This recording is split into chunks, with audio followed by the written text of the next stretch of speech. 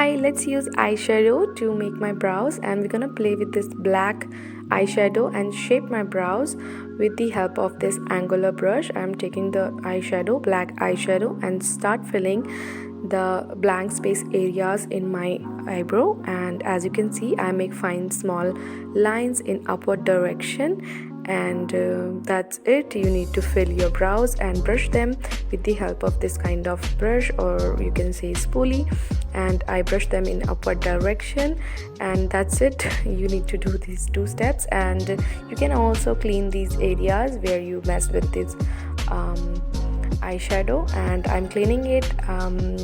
Let me know in the comments if it works or not, or I will see you in my next video. Bye.